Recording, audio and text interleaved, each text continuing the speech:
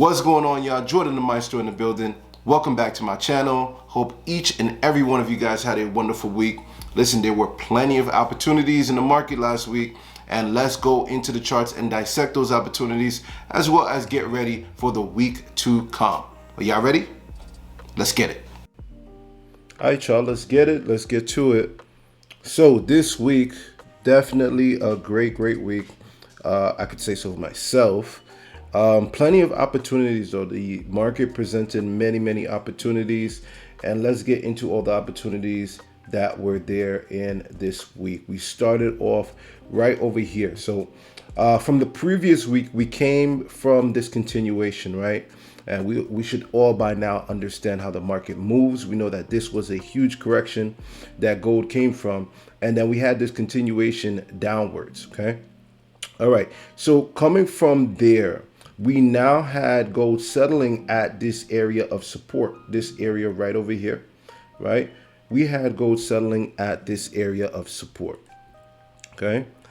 So we had a few touches over here, touch over here, seemed to have broken it a little bit, but it wasn't a real break. We did not get any further down below that area. So for me, identifying where we were right now, still showing tremendous respect to this area of support, seeing gold come back to this area and then wick off of this area, I saw it as an opportunity to take a buy.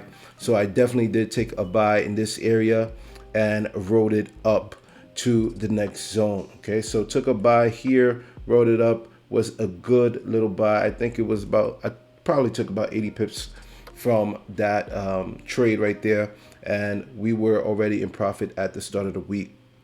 The next thing I was able to see was coming back down. Now, obviously, we had this wick come up to this area, and I do believe this was a news release. And like I was telling members in my Telegram group, that you don't want to trade on the initial release, right? And this is the reason why you don't want to trade on the initial release. Reality is the market will do this from time to time, especially during news releases. I was watching this live. So what happened first is that we had a big wick down, okay? And this wick down, if I'm not mistaken, this was like 100 pip wick down, right? Yep. So 100 pips wick down and came back up for just about another 100 pips. Okay, so anyone who had set like buy stops, sell stops, whatever, you could have really been messed up there. Maybe you could have been lucky if you set an initial sell stop and it hit your sell stop and hit your target, maybe. But it's still a big danger when you're trading on the initial release. Okay, so after all of this happened and we were able to analyze the data, we saw an opportunity right over here. Okay.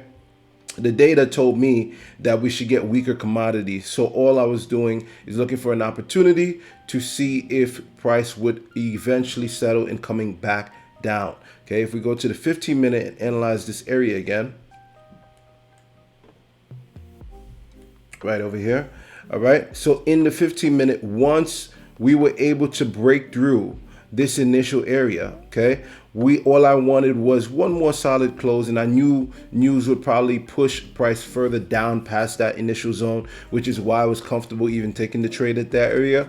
So once I saw solid candles close below this area of you could say resistance or previous support, once it closed below, then I was able to take my trade, write this down for, I believe it was 100 pips. I would like to write it down for 100 pips if the opportunity presents itself, but pretty much matching up to this area of resistance from the initial release. Okay, so that's what happened during news. There was one more solid opportunity that I was able to identify. Took a few losses because gold was a little funny, especially coming around this area.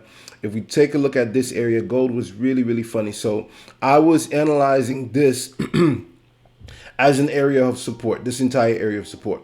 So as you can imagine, once we got down here and we were getting some candle closes, once we got down here, right, and we passed that area of support, I wanted to enter, especially once we closed here, I wanted to enter on the next candle, and I entered on the next candle. However, we got a reversal upwards. And that's totally fine. Listen, there are certain losses that as a trader, you should be completely annoyed by because you broke your rules. You should have not over leveraged, or you should have followed your trading plan, etc. Right? But there are also certain losses that you take in the market where you're just like, okay, you know what? This was just that probability part of it. That if my strategy wins 7 out of 10 times, this is one of those 3 out of 10 that I just would not have gotten it because it fell in line with the strategy that I follow. And when I know that, when I know everything falls in line with how I trade and I did not go outside of my rules and I just took the L, that's completely fine to me because I know that I'm trading a winning strategy. And even if I took the L here, further down the line, I'm gonna win more often than I lose. I was completely fine with that loss and obviously did not over leverage, so completely okay with that. Waited for my opportunity, right? Gold came all the way past, and notice again, it came all the way down to this area. This could have been an opportunity. Probably wasn't paying attention to the markets, maybe sleeping or whatever, but this was an opportunity as gold broke this area of support, retested to this area. This could have been an easy opportunity if anyone was watching it to ride this down for a good amount of pips over here. Okay, but either way, what I was able to do was capitalize on the opportunity back upwards. Okay, so once I got this volume from this big candle, right? Got this volume from this big candle, felt that price would continue going up. I was able to enter that trade, and that was a great trade. Probably took about 80 pips from that. Great day. Made about $10,000 on my funded account. So that was an awesome day in the markets closing off the week. Okay, so beautiful trade. Now let's get into how everything else is going to shake up or possibly shake up for the week to come. So we bounced off this area and we're waiting to see if we could really call it a solid reversal, right? Let's see if we can call this a solid reversal. Why are we waiting to see? Reason why, if we're analyzing things on a higher time frame, right?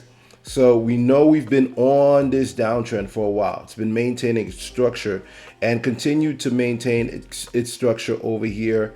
Came back down, right? Gave us another type of correction. You could say over here, came back down. Now over here, okay? Over here, we got that reversal. Now, if we get a retest over here, or don't be surprised if you get a retest all the way down here and it matches the previous low. As long as it does not break this low over here, okay? As long as this low is not broken over here, then we are good to take off for the buy and further bullish pressure upwards, okay? But we need to watch and make sure that it's not going to be broken. Why is it still an uncertain area? Because technically, if we're following things from the downtrend, coming from the downtrend, right? We're looking to see that the previous high is not broken. So over here, when we go into the downtrend, the previous high was where? It was over here, right? Or around this area. This was the previous high. We came down, all right? Now, the next previous high during the correction is actually over here. It's over here. So reason why we need to be careful on not pretty much jumping the gun and thinking that this is already a reversal and this is an uptrend, because technically, although we had a pretty impulsive up move, the previous high for the downtrend has not been broken. Once this area is broken over here, then we could say for sure that, you know what, we have reversed and we should be looking for more buy opportunities. But it has not broken yet. And as a matter of fact, we see that momentum has kind of died down a little as it approaches this area. So what we need to do in the week to come is watch how gold is behaving as it gets to this area. If it breaks, then okay, let's look for retest areas and then continue on with our buys. And if it does not, if it respects this area, then we should be continuing to look for areas to sell. Okay, but I hope that's clear. We want to just be patient and allow the market to show us which direction it's choosing to go. Okay, if we're looking at things on an even higher time frame perspective, we are still very much bearish on this higher time frame perspective. Okay, so we definitely reversed already. We're bearish, but we'll see if we just continue going upwards. Technically on a weekly, we're still bullish. Okay, we're still bullish on a weekly, but we're gonna see how things shape out. I do think we're gonna continue going up. If you ask me, I do think we're gonna eventually get to that 2000 area again. But again, I'm not gonna jump the gun. Gonna take what the market gives me, and then we'll execute accordingly. Right? So for US 30 now, pretty choppy week for US 30. I didn't see an opportunity till the very, very end that I did get in on. I don't really take many trades outside of gold like that. I'll take it on a separate account. But pretty much I saw an opportunity right here during market end. So saw that US 30 was giving tremendous respect to this area of support over here. Multiple touches, obviously another area of support up there, but like there was a couple of areas where it showed tremendous respect, and I saw that it was settling around this area on Friday and gave me a nice little setup that I was comfortable taking. So if we take a look at this area over here where US 30 started to settle come Friday, this is what you call a descending channel.